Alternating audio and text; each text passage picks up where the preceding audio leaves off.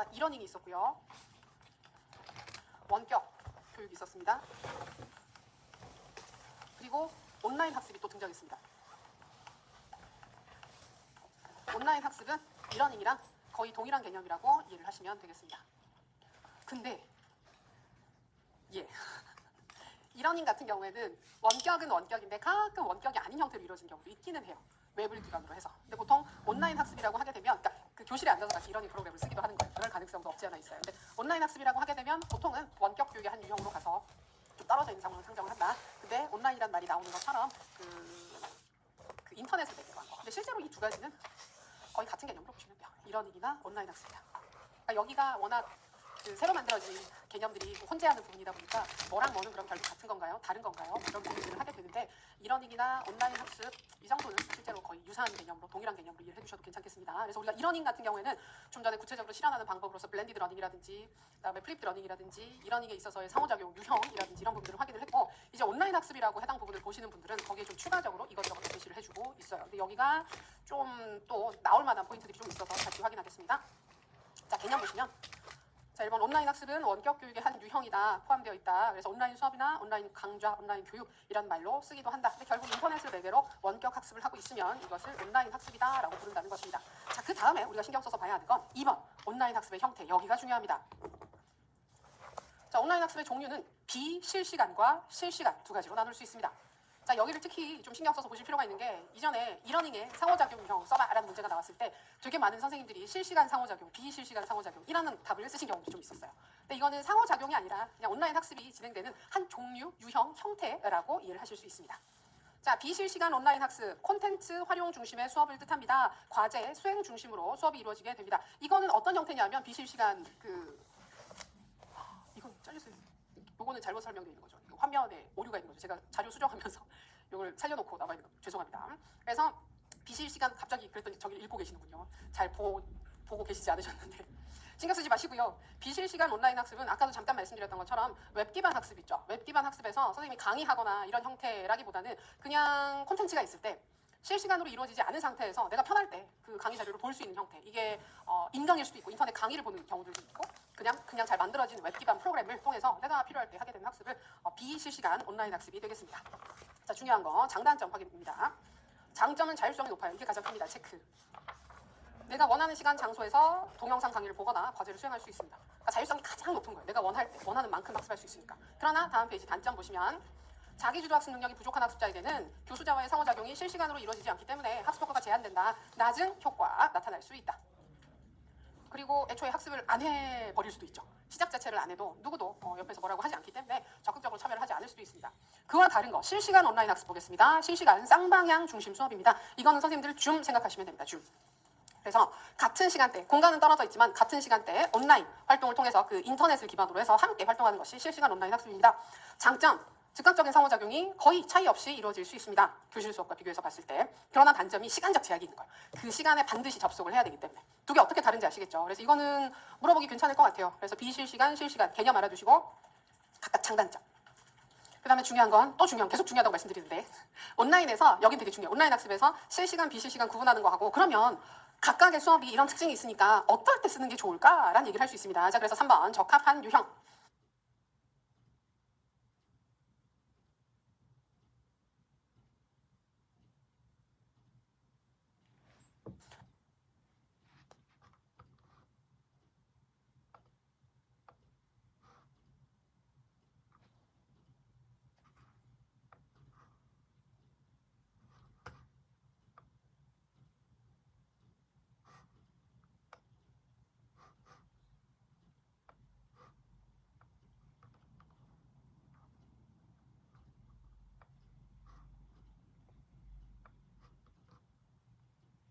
학생이 잘 구조화된 콘텐츠를 통해서 학습하는 걸 선호할 수 있습니다. 그래서 선생님이 강의식으로 수업하는 것보다 상호작용이 많은 것보다 그냥 딱 떨어지는 내용을 가지고 혼자 배우는 걸 선호한다. 그리고 학습 시간이나 순서나 속도 등에 있어서 학습자가 자율성을 행사하는 게 아주 중요한 상황이라고 한다면 비실시간 온라인 학습이 더 적합하다는 거예요. 그러니까 학생들이 공부할 시간이 굉장히 제한적이라든지 그다음에 그 속도나 이런 부분들을 꼭 시간이 부족해서 학생들이 꼭 그 1배속으로 들어야 하거나 그런 게 아닌 상황들도 있을 수 있죠. 그럴 때는 훨씬 더 낫다. 그러나 실시간 온라인 학습은 예상이 됩니다. 학생의 자기주도 학습 능력이 부족하거나 수업의 내용이나 목적 자체가 상호작용이 중요할 때, 교수자, 학습자 상호작용이 중요한 수업이라고 하면 아무리 시간이 걸리고 좀 불편하더라도 실시간 온라인 수업을 하는 게 좋을 것입니다. 간단하게 보면 자기주도 학습 능력이 부족하다, 나이가 어리다, 그러면 실시간 수업이 좀 더 효과적인 거고, 학습자들이 시간이나 공간이 되게 부족하고 뭔가 제한이 있는 상황에서는 비실시간 온라인 학습이 효율적으로 이루어질 수 있을 것이다, 활용될 수 있을 것이다. 예.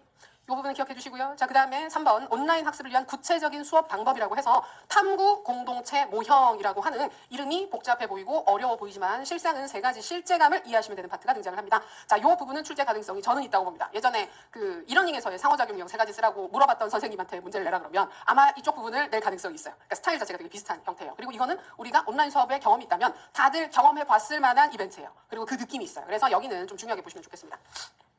자, 여기서 탐구 공동체 모형이라고 이름은 붙여놨는데 이 이름은 그다지 중요하지 않습니다. 이 이름은 그다지 중요하지 않고 온라인 학습을 할 때 3가지 실제감이 존재를 하는데 이 3가지 실제감이 모두 높으면 학습에 성공할 가능성이 높아요. 근데 실제감이라고 쓸 때 어이의 제가 아니라 아이의 제를 쓰는 거죠. 그래서 실제로 존재하는 것 같은 느낌이에요. 이게 중요하지 않은 일이 아니라 내가 여기에 지금 현재 참여를 하고 있고 나한테 의미 있고 중요한 일이다, 실제로 있는 일이야 라는 느낌을 받는 거. 그러니까 선생님들은 지금 실제감을 느끼시죠? 수업을 하는 활동에 대해서 제가 존재하잖아요. 제가 허구의 존재처럼 느껴지지 않죠? 쌤들도 여기 앉아 계시고 제가 앞에서 이야기를 하고 있고 뭔가 공부하고 있어요. 근데 온라인으로 공부를 하게 되면 이런 실제감이 잘 안 생긴다는 거예요. 리얼리티가 잘 생기지 않는다는 거예요. 그래서 그걸 3가지로 분류를 해줍니다. 첫 번째, 인지적 실제감. 인지적 실제감. 자, 개념. 학습자가 성찰과 대화를 통해 학습 내용을 깊이 이해하는 것을 뜻한다. 무슨 말이냐? 아, 내가 뭔가를 배웠네 라는 느낌입니다. 이거는 모든 수업에서 다 발생하진 않죠. 오프라인으로 대면으로 수업을 한다 손 치더라도 끝나고 나서 야, 나 무슨 소리인지 하나도 모르겠는데 라고 느낀다면 인지적 실제감이 없는 거예요. 근데 우리 수업을 들으면서 중간중간에 아, 이거 무슨 말인지 알겠어, 아, 이런 뜻이구나 라고 해서 모든 내용이 다 그렇게 받아들여지지 않더라도 어떤 내용들은 지금 이 순간에 쌤들이 하고 듣고 계시면 인지적 실제감이 발생하고 있는 거, 아, 무슨 말인지 알겠어 라고 하는 거. 근데 온라인에서 이런 활동들이 상대적으로 덜 생기는 거예요. 오프라인 수업만큼. 그래서 자, 온라인 학습에서 학생이 스스로 문제를 정리하고 지식과 정보를 스스로 탐색하고 아이디어를 통합하고 학습 내용을 문제 해결에 적용하는 활동을 한다면 인지적 실제감이 높아질 수 있습니다. 자, 모든 설명이 뭘 향합니까? 학생 참여적이고 주도적인 활동을 했을 때 뭔가를 배웠다는 느낌을 더 강하게 받을 겁니다. 그래서 온라인 수업 설계를 할 때 인지적 실제감을 발생시키기 위해서 수업 설계를 잘해라. 학생들이 무엇인가를 주도적으로 할 수 있는 활동들을 온라인 수업에 많이 넣으라는 얘기예요. 자, 그리고 이 3가지 실제감 중에서 가장 물어보기 괜찮은 거 2번째, 사회적 실제감. 자, 학생이 온라인 학습에서 친밀감과 소속감을 느끼고 신뢰할 수 있는 환경 속에서 열린 마음으로 다른 사람과 대화하고 관계를 형성하는 것을 뜻합니다. 내가 진짜 사람들하고 함께 어떤 공동체에 속해서 함께 학습하고 있다라는 느낌을 받는 것이 사회적 실제감이 됩니다. 우리가 지금은 규모가 너무 좀 크니까 좀 그렇긴 한데 학교 교실에 한 학급에 앉아서 수업을 듣는다고 생각을 하시면 그 학급 친구들하고 사회적 관계 속에서 학습을 한다는 걸 우리가 경험을 하게 되죠. 모르는 사람도 아니고 아는 사람들이고 쟤는 내 친구고 쟤랑 나랑 이 주제에 대해서 같이 얘기를 한 적도 있고, 그래서 그 사회적 관계 속에서 정말 무엇인가를 배우고 있어라는 느낌을 받게 되면 사회적 실제감이 발생을 하는 건데 온라인 수업에서는 이게 발생하기가 어려운 거예요. 그러면 발생하게끔 도와준다면 학습에 좀 더 열심히 참여를 할 수가 있을 것입니다. 그럼 어떻게 하면 된다? 자, 학습자들이 생각을 공유하고 협력적으로 지식을 생성하기 위해서 사회적 실제감이 필요하다. 그럼 함께 활동할 수 있는 그 기회나 경험들을 더 많이 제공해 주는 게 중요할 것입니다. 학생들이 함께 대화를 할 수 있는 게시판이라든지 질의응답이 이루어지는 곳이라든지, 그다음에 어려움에 대해서 서로 도움을 주고받는 곳이라든지, 토론 토의를 한다든지, 협동학습을 한다든지, 이런 온라인에서 함께 활동하는 공간이나 활동들을 제시를 하게 되면 학생들의 사회적 실제감이 증진될 수 있다. 우리 이거는 인터넷 커뮤니티라든지 그런 데서 활동을 하더라도 사회적 실제감을 느끼는 거죠. 근데 공부를 하는 과정에 있어서도 혼자 하는 게 아니라 함께 공부하는 사람들하고 같이 이게 무슨 내용이죠? 아, 저는 이렇게 이해를 했어요. 아, 이런 이렇게도 바라볼 수 있지 않을까요? 이런 얘기를 하다 보면 관계 속에서 무엇인가가 형성된다는 느낌을 받을 수 있습니다. 자, 앞에 2개는 큰 이슈가 없는데 3번째, 교수 실제감이 조금 어렵습니다. 자, 인지적 실제감과 사회적 실제감을 지원하는 데 중요 역할을 한다. 그러니까 2가지를 발생시키기 위해서는, 그러니까 인지적 실제감, 사회적 실제감을 발생시키기 위해서는 교수 실제감이 필요하다라는 얘기입니다. 자, 교수 실제감은 유의미하고 교육적으로 가치 있는 학습 결과를 위해서 인지적 실제감과 사회적 실제감을 설계, 촉진, 안내하는 활동을 뜻한다. 그래서 이게 무슨 말이냐면 선생님이, 교수자가 학생들이 무엇인가 배웠고 그다음에 남들하고 연결되어 있다라는 느낌을 받도록 하기 위해서 뭔가를 하고 있구나 라는 것을 느끼게 된다면 교수 실제감이 존재한다고 볼 수가 있을 것입니다. 그래서 여기가 좀 쓰기 어렵죠. 그래서 3가지는 다 기억은 해두시고 무난하게 얘기할 만한 사항은 2가지인 것 같아요. 인지적 실제감과 사회적 실제감, 특히 무난하게 사회적 실제감, 요 얘기를 하기가 좋으니까 정확하게 기억해 두시고 앞에 2가지는 증진시키는 방안에 대해서도 고민을 하면 좋겠습니다. 다음은 아까 얘기했었죠. 인지적 실제감 유발하기 위해서는 어떻게 접근하면 된다고? 학생이 주도적으로 참여할 수 있는 활동들을 더 많이 설계를 하는 거고, 사회적 실제감은 다른 사람들하고 상호작용할 수 있는 기회나 장소나 활동을 더 많이 설계해서 주면 되겠습니다. 자, 그래서 그게 포인트였고요. 이런 사항들에 근거를 해서 이번에 보시면 온라인 학습 설계와 운영 어떤 부분들을 신경 써야 할까? 방금 얘기했던 것들이 다시 나와요. 기억해 보시면 온라인 학습 환경을 잘 이해를 해라. 그래서 그 특성에 맞게끔 체계적으로 잘 설계를 하세요. 좋은 얘기들 하고 있고요. 그 다음에 오른쪽 페이지 바로 니은 보시면 학생의 능동적 참여 촉진하는 과제를 선정하세요. 그죠? 앞에 나왔던 거랑 비슷한 얘기들이죠. 그 다음에 디귿, 학생 사이의 상호작용을 촉진하기 위해서 온라인 협력 학습을 효과적으로 설계하세요. 이 부분들이 있으면 그 사회적 실제감 유발하는 데 도움이 될 수 있겠죠. 다음 페이지, 자기주도 학습을 촉진하는 전략을 수립하세요. 그 다음에 미음에 보시면 학습자의 인지적 사회적 실제감을 촉진하기 위해서 교수자가 다양한 활동들을 더 많이 하게끔 하세요. 그런 좋은 얘기들이 있습니다. 그래서 구체적인 활동들을 보게 되면 A에 보시면 규칙 잘 설명하는 거, B에 보시면 그 실시간 온라인 학습이라면 되도록 비디오를 켜도록 안내를 하는 겁니다. 아무래도 그죠, 소리만 들어가고 있으면 흐트러질 가능성이 높으니까. 그 다음에 서로 C에 보시게 되면 대화를 더 많이 하게끔 하고요. D에 보시면 재밌죠. 실시간 온라인 학습이라고 하면 눈을 보래요. 학습자들이 너무 많은 걸. 학생들의 눈을 바라보며 아이 컨택하는 느낌이 들게끔 하라는 것입니다. 그 다음에 F 보시면 어려움을 겪는 학습자들이 있습니다. 그러면 그 학습자들에 대해서 추가적인 지원을 꾸준히 제시를 해라. 그리고 G를 보시면 그 어려움을 내가 관찰하는 것만으로 이해하기 어렵다면 오피스 아워 같은 시간을 활용을 해서 학생들의 개별적인 면담을 꾸준히 진행하는 것도 도움이 된다고 얘기를 하고 있어요. 재미있었습니다. 그래서 일단은 이게 좋은 수업을 위해서 온라인 수업뿐만이 아니라 그냥 일반적인 좋은 수업을 위해서도 필요할 것 같은 활동들이긴 한데, 그러니까 우리가 온라인에 대한 관심이 높기 때문에 이런 사항들 확인해 주시면 좋겠고, 아까도 얘기했던 것처럼 이 세 가지 실제감 쪽이 연결돼서 물어보기에 좀 깔끔한 파트예요. 그래서 세 가지 정확하게 기억해 주시길 바랍니다. 오른쪽에 평가 부분 읽어보시면 좋겠고, 온라인 학습 주요 운영 전략 좋은 얘기들이죠. 좋습니다. 이것도 뭐 물어볼 수는 있는데 너무 당연한 얘기들이기 때문에 읽어보시면 좋을 것 같습니다. 자, 이제 큰 덩어리들이 조금씩 끝나고 있습니다. 490페이지 지식정보사회 교육이라고 해서 지금 현재 우리가 살고 있는 21세기 그리고 우리가 4차 산업혁명도 이제 많이 진행이 되고 있고 AI를 쓰는 게 되게 일상화된 이 시대를 얘기를 하고 있기 때문에 지금 여기 나와 있는 사항들은 우리한테 모두 다 되게 와닿는 얘기들이에요. 그래서 개인적으로 읽어보셔도 무리가 없고, 우리는 491페이지 에듀테크 구체적인 기술 쪽 확인하겠습니다.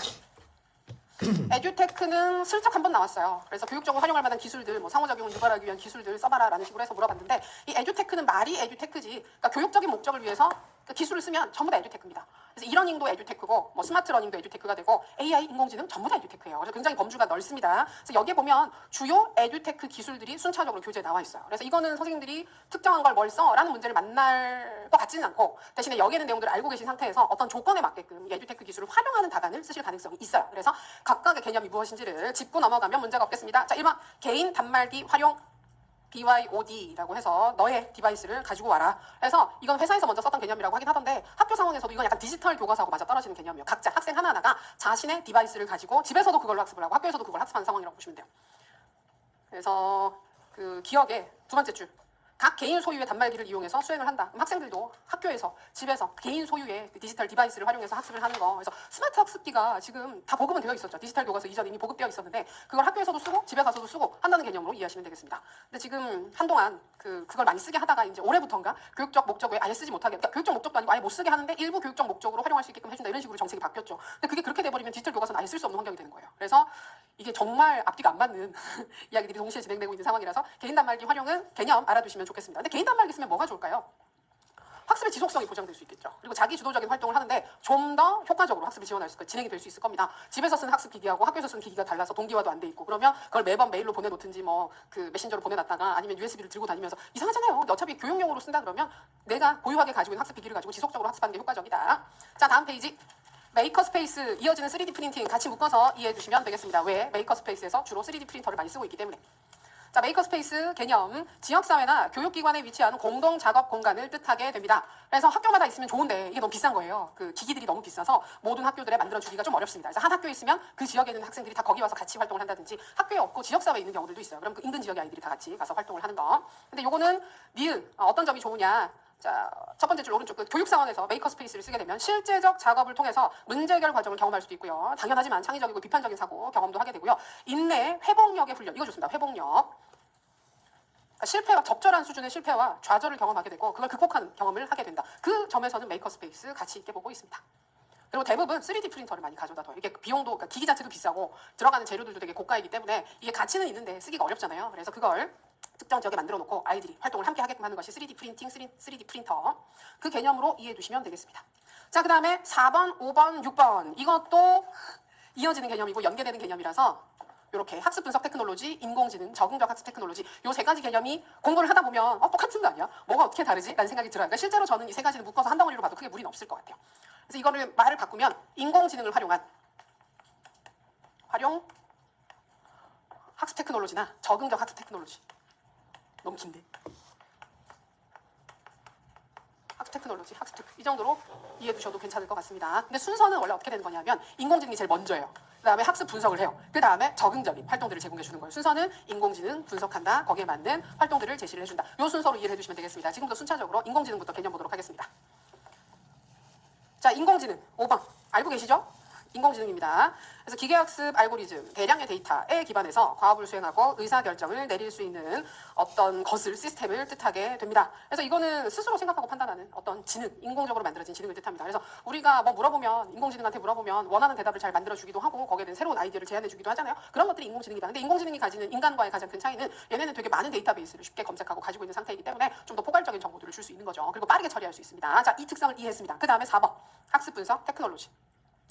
자, 이것은 테크놀로지가 발달되면서 우리가 인터넷상에서 수행하고 있는 많은 활동들이 자동적으로 저장되고 있고 저장된 걸 인공지능을 통해서 어떤 소프트웨어를 통해서 계속 분석하고 있습니다. 우리 왜 빅데이터 분석한다 그러잖아요. 그래서 작은 데이터를 분석했을 때하고 큰 데이터를 분석했을 때 그 의미가 굉장히 달라진다고 하는데 일단 그런 식으로 모든 데이터가 분석될 수 있는 정보 환경이 구축이 됐습니다. 근데 이거를 학습으로 가지고 오게 되면 자, 디귿 보세요. 학습 관리 시스템, 사물 인터넷, 여러 가지 기록들을 모두 모은 다음에 그걸 통해서 수많은 대용량 데이터를 분석을 하면 그 다양한 데이터를 우리가 가질 수가 있게 되는 거예요.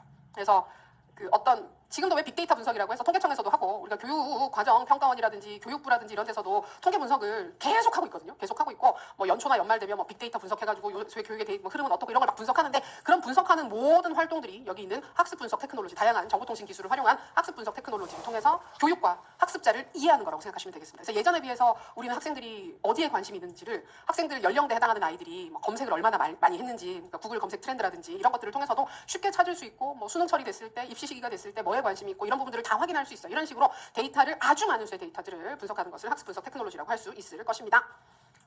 자, 그리고 오른쪽 페이지 적응적 학습 테크놀로지. 그러면 그렇게 분석된 많은 데이터들을 가지고 있죠. 그걸 가지고 각 학습자들에게 기억, 최적의 맞춤형 학습 경험을 제공해 줄 수 있게 됩니다. 디귿, 대량의 데이터를 처리하고 판단하는 인공지능 시스템, 그리고 학습 활동을 기록하는 데이터가 결합이 되면 개별 학습자의 학습 수준, 패턴에 따라 적절한 활동과 그 내용을 제시할 수 있게 되는 것입니다. 그래서 실제로 이게 구현되기 위해서는 AI 디지털 교과서가 있었다면 이걸 실제로 구현할 수 있는 상태에 비슷하게 가는 거예요. AI 디지털 교과서가 있으면 애들이 수업 시간에 디지털 교과서를 가지고 공부를 하죠. 그러면 어떤 정보까지 다 저장돼서 넘어가느냐 하면 얘네들이 몇 페이지를 얼마나 오래 봤는지, 선생님 수업하는데 여기를 수업하고 있는 그 페이지를 애들이 제대로 보고 있었는지, 딴 데를 넘겨서 딴 짓을 하고 있었는지, 아니면 선생님이 설명하는 부분에 대해서 얼마나 집중을 했는지, 이런 머무른 시간 같은 것도 볼 수가 있고, 얘네가 이걸 가지고 과제 수행을 하게 되면 1번 문제를 풀 때 시간이 얼마나 걸렸는지, 그 다음에 2번 문제를 풀 때 실수를 한 학생의 수가 몇 명이나 있었는지, 실수는 어떤 실수를 많이 했었는지 전부 다 저장이 되는 거예요.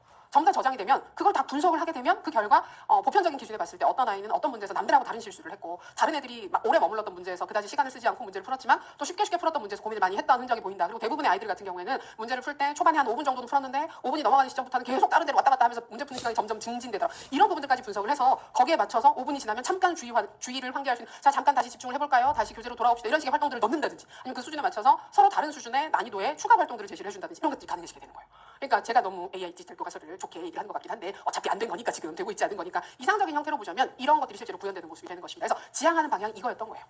인공지능을 활용해서 데이터를 많이 수집하고 분석해 그걸 가지고 학생들한테 정말 최적화된 어떤 지원이나 도움들, 그러니까 이거는 학생 스스로도 느끼지 못했을 수도 있어요. 내가 이 문제를 풀 때 그다지 나는 별로 고민하지 않고 풀었던 것 같은데 돌이켜보면 거기에서 뭔가 특별한 게 걸리는 게 있어서 오개념을 찾게 해준다든지, 선생님도 수업할 때 놓쳤던 어떤 특성들을 찾아서 보여줄 수 있다든지, 그런 것들이 가능해지게 되는 거니까. 자, 그래서 적응적 학습 테크놀로지 개념 알아두겠습니다. 이 세 가지 중에 결국 인공지능이라는 개념 자체는 중요하니까 알아두셔야 할 것 같고, 적응적 학습 테크놀로지도 이 맥락에서 우리가 궁극적으로 지향하는 지점이기 때문에 의미가 있다 기억을 해두겠습니다. 자, 그리고 박스 안에 있는 AI 교육은 체크.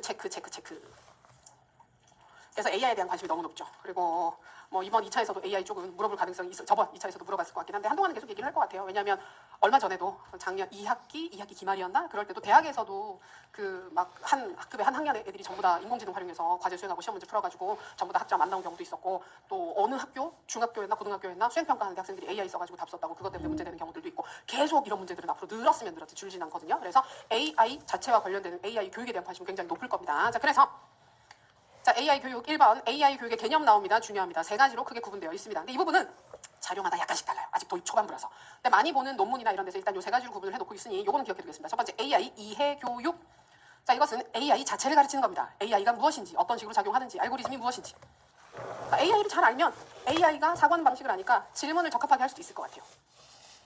자, 두 번째, AI 활용 교육. 우리가 보통 생각하는 게 이 두 번째, AI 활용 교육입니다. AI와 함께 한다라고 해서 교육적으로 활용을 해서 우리가 원하는 결과를 얻게끔 하고자 하는 교육이 AI 활용 교육이 되겠습니다. 자, 그리고 세 번째, AI 가치 교육이라고 해서 이건 AI를 위한 학습이라고 하는데 의미가 불분명하죠. 그래서 이것은 AI 관련 윤리적 이슈, 사회적 영향력 등에 대해서 공부를 하는 것이 AI 가치 교육입니다. 아까 얘기했던 것처럼 숙제를 하는데, 수행평가 과제를 수행하는데, 시험 문제를 푸는데 AI를 활용을 해서 질문하고 대답을 받아서 그대로 쓰는 게 윤리적으로 문제가 없는가, 이런 부분들에 대해서 같이 공부를 하게 되는 것이 AI 가치 교육. 근데 셋 다 필요할 것 같죠, 그 맥락에서 보자면. 그래서 AI 이해 교육, 활용 교육, 가치 교육 세 가지 모두 명칭과 개념 기억해 두겠습니다. 힘드시죠? 괜찮으신가요? 힘내세요. 그러니까 되게 지쳐 가는 게 보여져서 안타까운데 어떻게 할 수가 없네요. 예. 카페인은 잘 섭취하고 계신가요? 중간중간에 힘들 때 적절하게 드세요. 너무 많이 드시면 안 돼요. 큰일 나요. 에너지 음료 같은 경우에도 너무 많이 드시면 심장에 너무 안 좋으니까. 저는 오늘 마시고 있습니다. 예, 마시고 있습니다만 어쩔 수가 없는 것 같아요. 적절히 드시고, 커피 위 아파서 못 드시는 분들 있잖아요. 그런 경우에는 차가 도움이 될 수 있어요. 그래서 대안적인 카페인으로서, 녹차는 소용이 없고요. 녹차는 그만큼 자극적이니까. 그래서 발효한 차, 홍차 같은 거. 그래서 커피 못 드시는 분들은 홍차가 가끔 맞을 때도 있어요. 그래서 이것도 드셔보시고 저것도 드셔보시고, 약 같은 거 말고. 그래서 힘을 내십시오. 신 것도 드시고 단 것도 드시고, 졸음 깨는 거 많잖아요. 힘을 내요. 제가 졸음을 쫓는 이야기들을 해드릴 수 있으면 좋겠는데 없네요. 지금 당장 없어요. 진짜 뭐 하고 싶은데 진짜 없어요. 그래서 저 진짜 얘기거리를 찾기 위해서 뭐라도 해야 되지 않을까. 그래서 전에 한번 물고기 키운 적이 있었거든요. 물론 얘기거리를 찾으려고 키운 건 아니었는데 하다 보니까 뭐 오늘 물고기가 이래서 좀 얘기할 게 있어서 이번 새우를 키워볼까 잠깐 생각 중인데, 새우 되게 귀여워요. 그리고 제가 물고기 있는 어항에는 손을 못 넣거든요. 못 넣고 물고기도 못 만져요. 그 음식할 때도 물고기를 못 만져요. 잘 안 해요. 근데 새우는 만질 수 있을 것 같아요. 새우는 좀 귀여우니까. 이렇게. 새우는 그리고 밥을 먹을 때 이렇게 들고 먹어요. 그쵸? 그래서 이렇게 먹이 같은 거 주면 이렇게 들고 이렇게 먹으니까. 동물들이 손 쓰면 되게 귀엽잖아요. 그래서 새우 괜찮죠? 고민 중입니다. 그래서 새우를 제가 키우게 되면 이번 주에 새우 해가지고 그 매주 새우의 상태에 대해서 말씀드리고, 물고기 키울 때 그런 말씀 많이 드렸어요. 어느 날 아침에 일어나 봤더니 앞에 그 물고기가 이렇게 뛰어나와가지고 눈이 마주쳤다. 뭐 그런 얘기하면 잠은 깨세요. 그래서 재미는 없지만. 그래서 새우도 많이 튀어오른다 그러던데. 모르겠습니다. 그래서 날씨가 좀 풀리면 새우를 사러 가든지 해서 어떻게든 해볼게요. 자, AI 교육 다 중요했고요. 그다음에 AI 교육의 목적이라고 해서 학습자의 AI 사고력을 획득한다. 뭐 그런 부분들이 있는데 이건 편안하게 봐두시면 될 것 같습니다. 중요한 건 이해, 활용, 가치 세 가지 교육의 종류였습니다. 자, 우리 주요 사항들 받고 나머지 나오는 것들은 정말 가볍게 개념 체크. 자, 디지털 배지 같은 경우에는 디지털 상에서 잘했다 이런 식으로 배지나 스티커 같은 거 주는 시스템이에요. 우리도 저는 개인적으로 이거 사례로 삼성 헬스 같은 거 보면 아침에 잠 잘 자면 최고의 수면 해서 빠밤 하고 뜨잖아요. 그럼 굉장히 흐뭇하고 에너지 접수가 아주 좋아요. 이렇게 뜨게 되면 좋네. 그리고 피크민 같은 거, 게임 같은 거 열심히 걸어서 획득하면 디지털 배지 주죠. 그럼 별거 아닌데 되게 받고 싶잖아요. 아니군요. 쌤들은 성숙하십니다. 그래서 그런 것들 학생들이 무엇인가 수행할 때마다 배지 주는 거 온라인상에서. 그리고 온라인 학습도 당연하지만 에듀테크에 들어갑니다. 개념 별거 없고요. 다음 페이지. 착용형 테크놀로지라고 해서 웨어러블 기기들을 쓰는 겁니다. 지금 현재는 뭐 시계라든지 반지라든지 그런 거 많이 나오고 있는데 대부분 건강 정보를 수집하는 형태에 가깝기는 한데, 이게 교육적인 의미에서 들어갈 수 있다면 뭐 진짜 이렇게 뭔가 착용하고, 우리가 펜 같은 경우에도 잡고 공부를 하면 공부하는 시간이 카운트가 된다든지, 그렇게 해서 오늘 몇 시간 공부했는지 내가 따로 체크하지 않아도 자동적으로 기록이 된다든지 하면 좋을 것 같아요. 그죠? 아닌가? 현실을 인지하는 게 너무 고통스러울 수도 있을 것 같기는 해요. 자, 로보틱스 같은 경우에는 자동화된 기계, 로봇들 요새 관심 많죠. 근데 교육 면에 있어서는 아직 구체적으로 얘기가 되고 있는 것 같지는 않고, 자, 가상현실이 있습니다. 버추얼 리얼리티라고 해서 이제 가상세계 속에서 실제적인 경험을 하는 것. 이 가상현실은 비슷한 개념이 메타버스 할 때도 등장을 하게 되기 때문에 그때 같이 보시게 되고, 사물 인터넷은 이거 유비쿼터스 할 때 등장했던 개념인데 이런 게 있구나 정도 봐두시면 무리가 없을 것입니다. 그리고 여기에 지금 이야기가 빠지긴 했는데, 그러면 여기 AI 디지털 교과서는 에듀테크에 들어갈 수 없을까요? 당연히 들어갈 수 있겠죠. AI 디지털 교과서도 에듀테크의 사례에 들어갈 수 있습니다. 그리고 아까도 잠깐 얘기했지만 메타버스 같은 거. 메타버스도 에듀테크예요. 그래서 우리가 알고 있는 새로운 뭔가 기술을 활용하고 있는 게 있다 그러면 전부 다 에듀테크 안에 들어간다고 이해를 하실 수 있습니다. 자, 오른쪽 페이지 보시면 교육적 시사점 나와 있죠. 이건 편안하게 읽어보셔도 괜찮을 것 같습니다. 그리고 3번은 재밌습니다. 수업 및 학습에서 이것들을, 이 에듀테크들을 어떤 형태와 방향으로 활용할 수 있을 것인가를 얘기를 하는 건데, 뻔한 얘기긴 한데 체크해 두시면 좋을 것 같아요. 첫 번째, 개별화된 학습. 그다음에 학생에게 의미 있는 경험을 제공해 줄 수 있습니다. 에듀테크를 활용해서. 그리고 보다 실제적인 학습의 기회나 학습의 경험을 제공해 줄 수도 있습니다. 그리고 학습의 공간을 아주 넓혀줄 수 있기 때문에 학교 외에 어떤 외부 기관들이라든지 세계와 연결해 줄 수도 있습니다. 그 정도. 학습자 개인의 욕구 지원하고 이건 당연한 얘기들이기 때문에 앞에 3개 정도 의미 있게 봐두시면 좋습니다. 이해. 교사 역할 부분. 당연한 얘기죠. 읽어보시면 될 것 같고요. 그 다음에 5번 보시면 그 길에 또 나와 있어요. 이번에 보시면 교사 역할이 달라지게 된다. 촉진자 역할까지 추가로 하게 될 수 있다. 그 다음에 3번 제일 크겠습니다. 개인형, 맞춤형 학습이 가능해지게 된다. 또 다양한 기술들을 활용해서 4번 높은 흥미, 몰입을 유발할 수 있다. 뭐 증강현실, 가상현실 같은 경우에 몰입을 높여줄 수 있다고 보는 거죠. 근데 학습에서 몰입, 이렇게 증강현실을 경험하면 몰입이 막 발생할까요? 2차 방정식 문제를 증강현실을 활용해서 어떻게 하지? 근데 제가 너무 사고를 단순하게 하는 걸 수도 있어요. 아니면 뭐 직각 삼각형의 그 피타고라스 정리 같은 걸 피타고라스를 만나서 얘기를 들으면 가상현실 속에서 훨씬 더 이게 와닿고 이해가 잘 될까요? 그렇죠. 우리 막 교육사 같은 거 공부할 때 막 그 소크라테스 선생님한테 직접 지도를 받으면 아유 이 위대한 모르겠어요. 근데 그런 게 올라간다고 하니까 뭐 그런 걸로 얘기를 하고. 자, 그런데 에듀테크 다양한 이런 기술들을 썼을 때 역시 걱정하고 있는 위험성도 있습니다. 그래서 이거는 혹시나 해서 좀 답이 얕기는 해요. 답안의 수준이 그렇게 높은 수준은 아닌데 혹시 몰라서 보는 거. 첫 번째, 인공지능 자체에 대한 염려가 있습니다.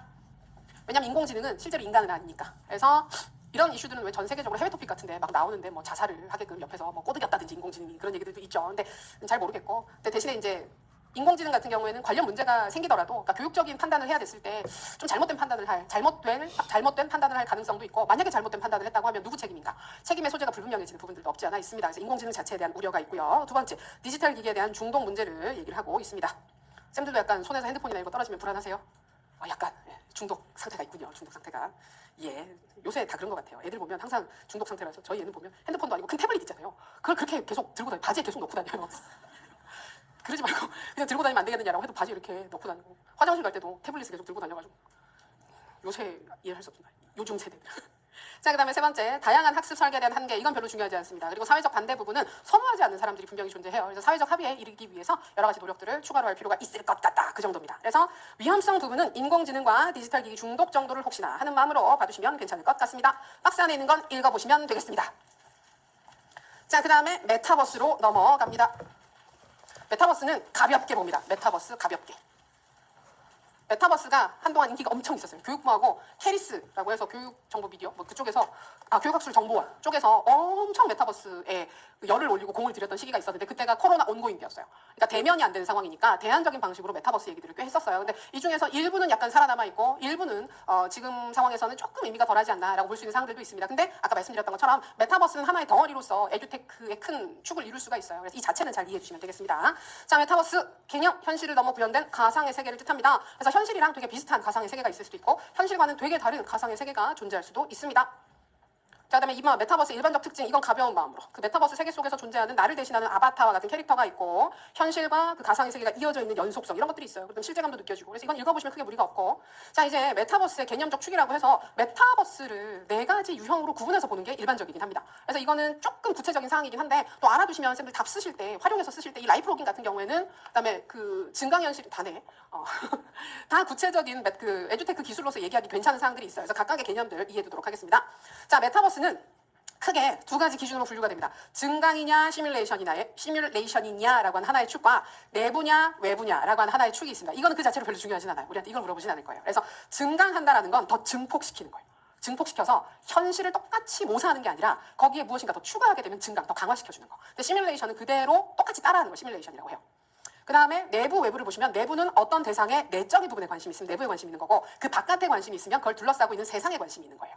그래서 그걸로 구분을 하는 거예요. 그래서 그 내부를 증강했느냐, 내부를 시뮬레이션 했느냐, 외부를 증강했느냐, 외부를 시뮬레이션 했느냐, 이걸 가지고 4가지, 증강현실, 라이프로깅, 거울세계, 가상세계라고 하는 4가지 유형의 메타버스가 존재합니다. 그래서 이건 쌤들 알아두시면 우리가 실제 삶 속에서 경험하게 되는 어떤 이런 매개물들, 이건 라이프로깅이네, 뭐 이건 가상현실이네 등등을 구분하실 수 있어서 재미는 있을 거예요. 그리고 학생들 실제로 이해할 때도 뭐 설명을 해주거나 할 때도 도움이 되긴 할 거예요. 자, 아래쪽에 표를 보시게 되면 표 정도 보시면, 표 가지고 얘기하면 무리는 없을 것 같습니다. 자, 먼저 등장하는 증강현실을 보시게 되면 증강현실은 외부 세계를 증강한 거예요. 증강현실, 외부 세계. 그러니까 인간이 경험하고 있는 이 외부 세계 있잖아요. 이 외부 세계를 있는 그대로 보여주는 게 아니라 여기에다 무엇인가를 추가했어요. 그래서 약간 더 비현실적인 요소라든지 뭐 현실에서 생길 수 없는 어떤 추가적인 활동을 보여주게 되면 그게 증강현실이 되겠습니다. 그래서 정의를 보시면 현실 공간에 가상의 2D, 3D 물체를 겹쳐 보이게 해서 그것을 통해서 현실을 더 강화하는 것이 증강현실이 되겠습니다. 사례를 보시면 스마트폰, 왜 스마트폰이에요? 근데 차량용 HUD 나오거든요. HUD 같은 헤드업 디스플레이잖아요. 그래서 운전하고 있을 때 앞에 창에 그 실제로 존재하진 않지만 내비게이션 같은 게 떠서 보이게끔 하는 거, 이런 것들이 사례가 될 수 있습니다. 더 쉬운 것은 요새 포켓몬고 많이 하실까요? 하신다고 하면 했던 기억은 있죠? 했던 기억은 있으면 포켓몬 잡을 때 어떻게 잡습니까? 현실에 저기에 실제로 존재하지 않는 포켓몬이 보이죠. 현실이 증폭된 거예요. 현실을 기반으로 하는데 거기에 보이지 않는 무엇인가가 증폭되어 있기 때문에 그런 사례를 증강현, 현실을 강화했다 증강이라고 합니다. 그리고 디지털 교과서의 체감형, 실감형 콘텐츠라고 하는 게 뭐냐면 디지털 교과서가 있는데 이건 맨날 사례로 드는 게 지리 교과서 있잖아요. 지리 교과서에서 옛날에 보면 등고선 개념이 있으면 그걸 실물을 가지고, 실물까지는 아니지만 디오라마 같은 거 만드는 걸 가지고 와서 보여주면서 이걸 하게 되는데, 그러지 않고 교과서 안에 있는 등고선 같은 걸 특정 QR을 찍게 되면 그게 이제 솟아 올라오는 것처럼 보이게 만들어주는 거예요. 그렇게 되면, 그러니까 어떤 그 디지털 교과서에 카메라를 가지고 그 등고선이 그려져 있는 지도를 딱 찍으면 그 안에서 산이 쭉 솟아 올라온다든지 바다 깊이 해저에 어떤 구멍이 생겨서 보인다든지 이런 식으로 하게 되면 현실을 증폭시켜서 보여주는 거잖아요. 그래서 이게 디지털 교과서 쪽에서 증강현실 얘기를 많이 해요. 수업 자료를 학생들한테 제공해주는 현실과 그다음에 그 가상의 무엇인가를 연계를 한 것으로 증강현실 얘기를 많이 합니다.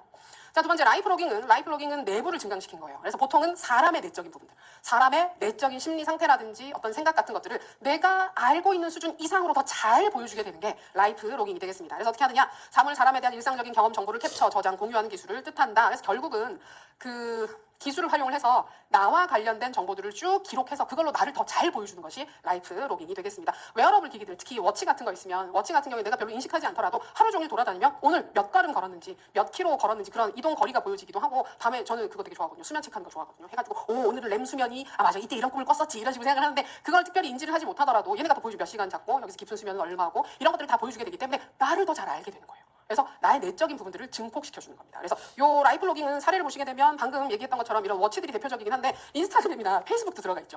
이거는 내가 하나하나 기록할 때는 특별히 인지를 하지 못하고 기록을 했는데 나중에 모아서 보게 되면 내가 이때 이렇게 살았었구나, 이런 부분들을 내가 확인을 했었구나. 그냥 사진을 찍어서 올렸는데 위치가 태그되는 경우들도 있잖아요. 그러면 이건 여기에서 있었던 일이구나 라고 하는 걸 자동적으로 기록을 해주는 거예요. 그래서 그걸 통해서 나를 좀 더 이해할 수 있게 만들어주는 거죠. 교육적인 부분에 있어서 이걸 굳이 얘기를 하자면 학생들이 학습을 관리하기 위해서 이제 그 특별히 다른 도구들을 쓰지 않아도 뭐 공부 시간이라든지 이게 그 실제로 디지털 교과서, AI 디지털 교과서가 제대로 구현이 될 수 있었다고 하면 공부 시간 같은 거 자동으로 체크해서 정리해주고, 뭐 잘 풀었던 문제나 잘 풀지 못했던 부분들 학습 분석 테크놀로지들을 활용을 해서 다 보여주는 거예요. 보여주게 되면 시간 관리라든지 공부 계획 세우는 거라든지 이런 부분들이 훨씬 도움이 될 수 있겠죠. 자, 그다음에 거울 세계는 외부 세계를 시뮬레이션 하는 겁니다. 이 정도 보게 되니까 대충 짐작이 됩니다. 내가 경험하는 외부 세계를 똑같이 모사해서 보여주는 거예요. 그게 거울 세계가 되겠습니다. 그래서 사례를 보시면 구글 어스, 구글 맵 등이 나와 있긴 한데 우리는 차라리 줌이 더 비슷해요. 줌과 같은 프로그램은 디지털 상에서 회의실이잖아요. 그래서 실제로 우리가 회의를 하고 사람들이 모여서 같이 대화를 하기 위해서 어떤 그 회의실이 있는데 그걸 그대로 똑같이 모사를 해서 온라인 공간 속에 만들어주니까 그 안에 들어가서 상호작용을 할 수가 있게 되는 거예요. 그런 것들이 거울 세계, 똑같이 모사했으니까. 그러면 가상 세계는 여기 보시면 내부 세계를 시뮬레이션해서 보여주는 거잖아요. 그래서 이거는 실제로 내가 경험하는 세계가 아닌데 상상하고 있는 것까지 실제로 구현해주는 것이다 라고 해서 내부를 시뮬레이션 해준다. 그래서 우리가 존재하지 않는 어떤 세계를 경험하게 해주는 것이 가상 세계가 되는 겁니다. 사례로 나오는 게 쌤들 어렸을 때 마인크래프트 하셨습니까? 혹시 지금도? 아니신가요? 그 마인크래프트도 현실에 있는 걸 똑같이 모사해서 만들면 그때부터는 거울 세계가 돼요. 근데 그게 아니고 거기는 실제로 존재하지 않는 어떤 가상의 세계잖아요. 그 안에서 어떤 활동들을 하고 있다고 하면 그거는 가상 세계가 되는 것입니다. 그래서 로블록스는 아직까지도 되게 많이 쓰고 교육적으로 많이 활용을 하고 있대요. 그런 세계관 역시 이런 가상 세계로 이해를 할 수 있겠습니다. 재밌죠? 재미는 있는데 뭘 어디까지 기억을 하라는 걸까? 이것까지도 우리가 외워야 되는 것일까라고 생각이 드실 수 있는데 외부 내부 증강 시뮬레이션 그것까지는 우리가 크게 기억을 하진 않으셔도 될 것 같고 보통 라이프 로깅이라든지 그다음에 증강 세계 같은 경우에는 아까 디지털 교과서 쪽 개념 때문에 증강 현실이 좀 의미가 있고 라이프 로깅 같은 경우에는 자동적으로 정보가 기록되면서 학습 관리를 해준다 이런 용도로 의미가 좀 있을 것 같아요. 이 두 가지 좀 신경 써서 봐주시고 나머지 명칭도 일단 메타버스에 해당하는 것이다 정도는 알아두시면 되겠습니다.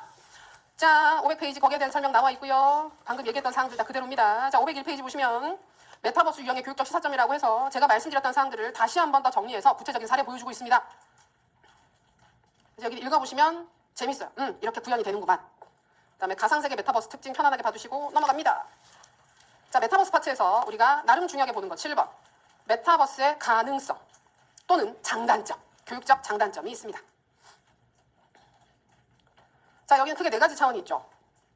그 1, 2, 3, 4 설명도 나와 있는데 아래쪽에 그 표 보시면 돼요. 표 보시면 새로운 사회적 소통 공간이 된다. 자유도가 높다. 몰입도가 높다. 개인차를 활용해준다라고 하는데 보통 앞에 3개 정도까지 얘기를 합니다. 앞에 3개 얘기를 하다가 마지막에 나오는 개인차 부분을 뒤에 추가를 했는데 뭐 썩 그렇게 와닿진 않는 것 같아요. 그래서 앞에 3개 중심으로 봐주세요.